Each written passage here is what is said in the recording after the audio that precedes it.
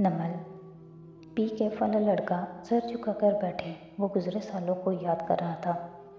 फिर एक लम्हा हर याद पे हावी होने लगा।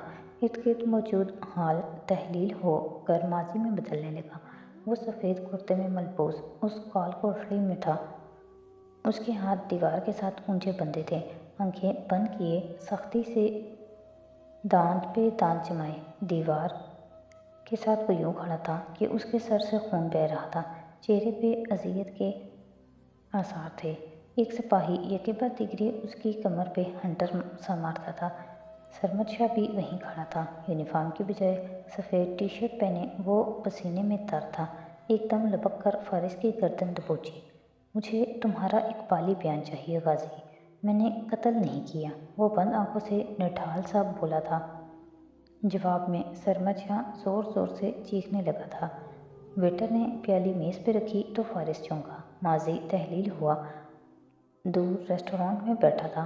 खिड़कियों पे बूंदें हनूस गिर रही थीं। माहौल नरम और ठंडा हो गया था। ऐसे में उसने भाप उड़ती कॉफ़ी की प्याली लबों से लगाई। लॉबी में से गुजरते लोग अब भी दिखाई दे रहे थे। वो बिल पे करके उठा और सर झुकाए जेबों में हाथ डाले आगे चलता गया। जहन में हर वो लम्हा गुजर रहा था, वो जेल की अजियतनाक माओसाल और वो उस रात अस्पताल में गुजरे चंद घंटे जब उनके हाथों से उस एसीपी ने शादी को गायब कर दिया था। नफ़रत, गुस्सा, इंतकाम, वो हर जज्बे में घिरा आगे बढ़ता गया। मुतलका हॉल के दाखिली हिस्से से अंदर की रंगारंग तकरीब नज़र आ रही थी। कोने में रुककर फारिस ने दूर खड़े आईजी साहब के साथ बात करते सरमद शाह को देखा। वो सूट में मलबूस था और मुस्कुराकर खुशबाश सा अपने ससुर के साथ मगन था। फारिस की तपती सर्द नज़रें उससे होती मरकज़ी दीवार तक जा रुकी।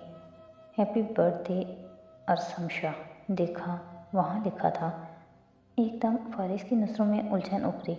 उसने आगे पीछे देखा। गुब्बारे, फूल और ऊंची सी केक टेबल, मेहमानों में जा बजा नज़र आते बच्चे, 2 पीस और टाई में खड़ा प्यारा सा 7 साला बच्चा जो सरमद शाह की बीवी आयज़ा के साथ खड़ा था। तो वो ख़ानदानी तकरीब सालगिरह की थी। फारिस बिल्कुल सुनसा होकर उस बच्चे को देखे गया। बच्चा बहुत प्यारा था। उसके होंठ गुलाबी और आंखें कांच जैसी थीं। शर्मा कर मुस्कुरा कर वो अपने जैसे कम उम्र बच्चों के साथ खड़ा था, किसी नए शहजादे की तरह। उसकी कांच सी आंखों की मासूमियत एकदम हर शय, हर जज्बे पे हावी होने लगी। फारिस के तासुरात बदल चुके थे। सर्द पन गायब हुआ, आंखों में तकलीफ सी उभरी। फिर एकदम वो मुड़ा। होटल के किचन की पुश्त पे जब वो पहुंचा तो एक केटरर उसका मुंतज़िर था। लाएं, पैकेट दें, मैं अरेंज कर दूंगा, इधर उधर देखते राजदारी से बोला। नहीं, अभी नहीं। वो बेसुकून लग रहा था। केटरर ने हैरत से उसे देखा। आपने 1 महीना मुझे तनख्वाह दी इस काम के लिए और अब? मैंने कहा ना, अभी नहीं। तुम जाओ, काम करो। और वापस पलट गया। जिस वक्त वो घर में दाखिल हुआ बारिश मुसलसल बरस रही थी। हुनैन और जुमर लाउंज के सोफे पर बैठी थी। वो लॉक बंद करके आगे आया तो पानी में भीगा हुआ लगता था। जाने कितनी देर सड़क किनारे बारिश में चलता रहा था। हुनैन उसे देखकर बेकरारी से उठी। क्या बना उस आदमी का जिसने मेरे भाई को हमारी नज़रों के सामने अस्पताल से गायब करवा दिया था? फारिस ने बस एक खामोश नज़र उस पर डाली और सीढ़ियाँ चलने लगा। हुनैन ने नासमझी से जुमर को देखा। वो खुद भी चौंकी थी, फिर फ़ौरन पीछे गई। वो कमरे में खड़ा घड़ी उतार रहा था। जुमर सामने आई। क्या बना? मैंने। वो चुप हुआ। घड़ी उतार कर मेज़ पे रखी, फिर पैकेट निकाल कर साथ रखा। मैंने नहीं किया। क्या मतलब नहीं किया? वो हैरान रह गई। वो उसके बच्चे की सालगिरह थी। उसका बेटा वहाँ मौजूद था। वो अब सोफे पे बैठा सर झुकाए जोकर्स के तस्मे खोल रहा था। तो ये कि वो एक 7 साला बच्चा था। उसने जोकर्स उतारे।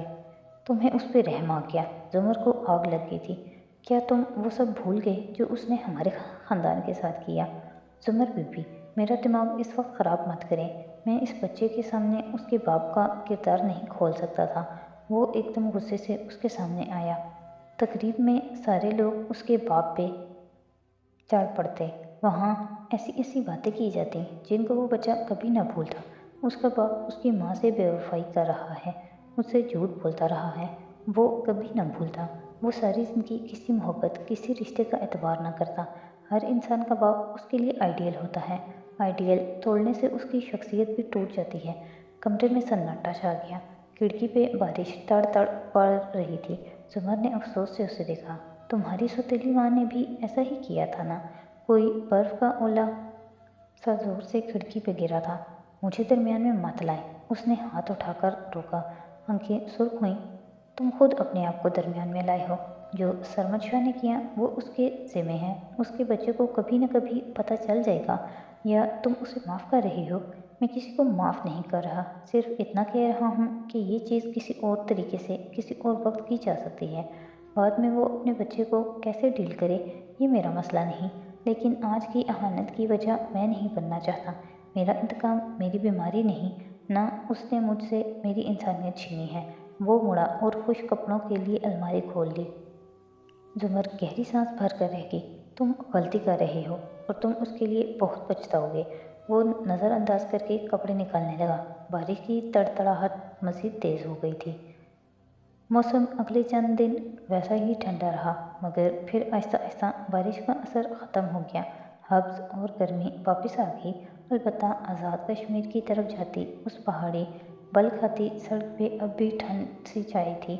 ایک لش چمکتی کار وہاں دوڑ رہی تھی۔ نوشیروان کاردار اسٹیئرنگ وہیل کے پیچھے موجود تھا۔ آنکھوں پہ برانڈڈ گلاسز لگے تھے، کلائی میں قیمتی گھڑی، منہ میں چیونگ گم چباتا وہ ڈرائیو کر رہا تھا۔ ڈیش بورڈ والے فون کی اسکرین دفعتاً چمکی۔ اس نے اسے اٹھایا۔ اسد کا میسج۔ سب دوست کشمیر پہنچ چکے تھے، اس کا انتظار ہو رہا تھا۔ میں دوپہر تک پہنچ جاؤں گا، لے کر پیغام بھیجا اور پھر سے ڈرائیو کرنے لگا۔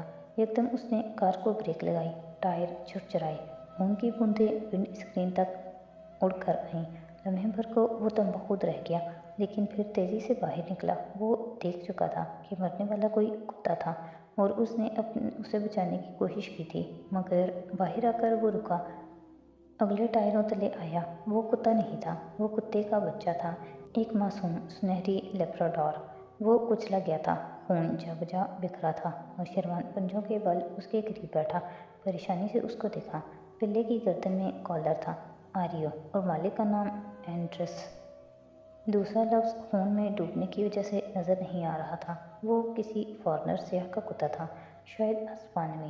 نوشیروان کو کچھ سمجھ نہیں آیا، وہ کیا کرے۔ پھر اس نے آواز سنی، اوپر پہاڑی پہ درختوں سے کوئی عورت پکار رہی تھی، آریو، آریو۔ نوشیروان نے بجلی کی تیزی سے اپنی ڈیزائنر جیکٹ اتاری، کتے کو اس میں لپیٹا اور بھاگتا ہوا کار کے اندر بیٹھا۔ جیکٹ کی گٹھڑی فرنٹ سیٹ پہ ڈالی اور تیزی سے اس کار کو آگے بھگا لیا۔ چند کوس آگے جا کر رفتار آہستہ کی، اپنے ہاتھوں کو دیکھا، وہ خون سے بھرے تھے۔ شیرو کو ایک دم ٹھنڈے پسینے آنے لگے۔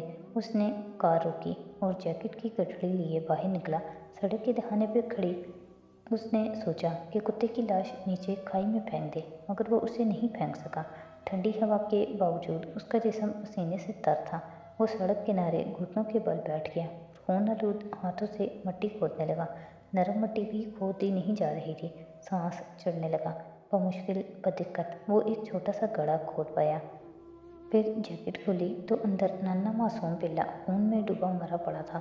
نوشیروان کی دل کی حالت غیر ہونے لگی تھی۔ اس نے چہرہ اٹھا کر اپنے چار سو دیکھا، ویران پہاڑ، اونچے درخت، کھائی، کھلا آسمان۔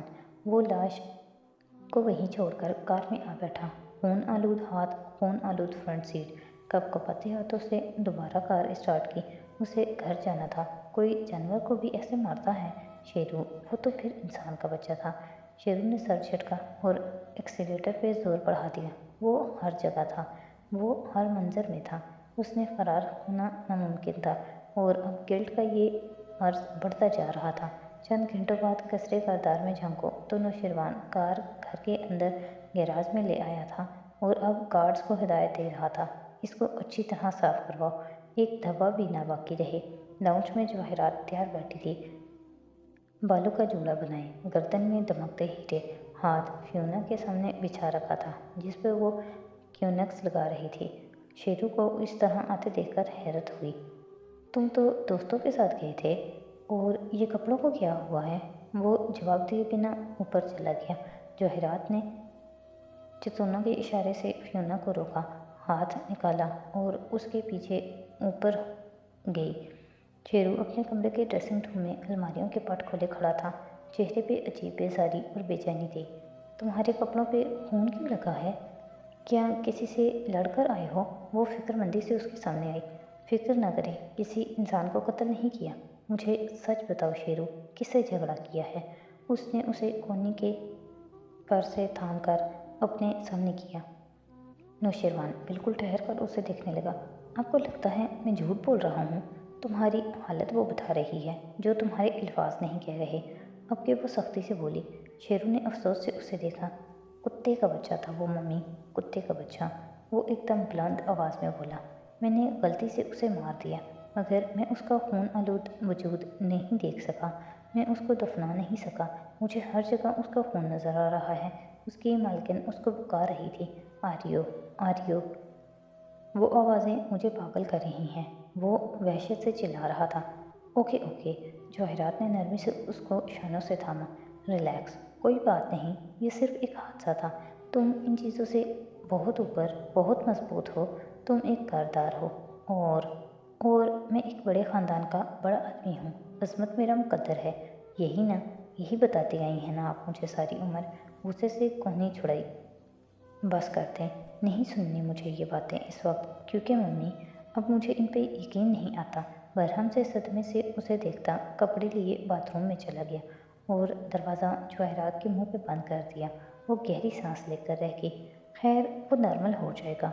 वो वापस नीचे चली आई। उसकी अभी भी तैयारी रहती थी। इनसे दूर चले आओ तो शाम के इस पहर एक आला दर्जे के होटल के बैंक्वेट हॉल में वलीमे का फंक्शन मुनक्किद था। रोशनियां जगमगा रही थीं। दूल्हा दुल्हन फूलों से सजे स्टेज पे बैठे मुस्कुराकर तस्वीरें बनवा रहे थे। नीचे एक मेज़ के गिर्द जुमर बैठी गैर दिलचस्पी से स्टेज को देख रही थी। उसने जर्द लंबी कमीज पहन रखी थी, बाल जूड़े में थे और कानों में आवेज़े थे। मौके की मुनासबत से हल्की फुल्की तैयार वो अच्छी लग रही थी। फारिस साथ में बैठा था, टांग पे टांग जमाए मुसलसल सेल पे बटन दबा रहा था। एक दूसरे से कटे कटे खुद न्याज। तभी सारा उधर आती दिखाई दी। वो सादगी से तैयार हुई थी। एक बेटी अमल साथ थी, दूसरी को न जाने किसकी वजह से साथ नहीं लाई थी। उसको देखकर फीका सा मुस्कुराई। जुमर भी मुस्कुराकर उठ खड़ी हुई। फारिस ने नहीं देखा उसे, सर झुकाए सेल पे लगा था, मगर अमल उसे जैसे ही उसने उसे देखा एकदम माँ की उंगली छुड़ाकर आगे लपकी और उसके गले से लगी। वो चौंका, मगर फिर निगाह बच्ची पे पड़ी तो नरमी से उसके गिर्द बाजू हाइल किए और उसे खुद से लगाए रखा। सारा जो जुमर से रस्मी कलमात कह रही थी एकदम रुक कर देखने लगी। आंखें गुलाबी हुई। वो तो बस एक दफ़ा मिलने आया था रिहाई के बाद, और सारा ने उसे रुखाई से खुद से दूर रहने का कहा था। फिर वो सिर्फ 2 दफ़ा आई उनके घर इनेक्सी में, मगर सिर्फ तब जब वो घर नहीं था। कि फारिस काजी का मतलब था मुसीबत, और अमल तो उससे पता नहीं कितने अरसे बाद मिल रही थी। फिर भी उसे वो याद था। अमल अब फारिस से अलग हुई तो वो उसे दोनों कोहनियों से थामे मुस्कुराकर अपने सामने खड़ा किए पूछ रहा था, तुम कैसी हो अमल? मैं ठीक हूँ, आप कैसे हैं? मैं आपको बहुत मिस करती हूँ। उसने अपने नन्हे हाथ को फारिस के गाल और ठोड़ी पे फेरा, जिसे फारिस ने दोनों हाथों में थाम कर चूमा। लम्हे भर के लिए उनके इर्द गिर्द शादी का फंक्शन गायब हो गया। वो 4 साढ़े 4 साल कबल चले गए, जहाँ कब्रिस्तान से लोग लौट रहे थे। वो एक ताज़ा कच्ची कब्र पे वो खड़ा हनूस मिट्टी डाल रहा था। उसका चेहरा वीरान था और आंखों में गुलाबी सा पानी था। कब्र मुकम्मल तौर पे ढक चुकी थी। साथ 5 साला खामोश और उदास सी अमल बैठी थी। लोग दूर जा रहे थे। नूर घर थी, वो अलग मिजाज की थी। उसको सारा ने नहीं आने दिया, मगर अमल को ज़बरदस्ती वो उसके बाप के जनाजे पे ले आया था। कब्रिस्तान तकरीबन सुनसान हो चला था। सूरज ऊपर तप रहा था। वो अभी थकान ज़दा सा मट्टी पे बैठा था। फिर दोनों हाथों से आंखें मसलीं। आप रो रहे हैं चाचू? अमल ने उसके चेहरे पे हाथ फेरा। फारिस ने नफ़ी में चेहरा हिलाया। जुकाम ज़दा सी सांस अंदर को खींची। आंखों में गुलाबी पानी था, मगर उसने उनको रगड़ लिया। फिर अमल को देखा।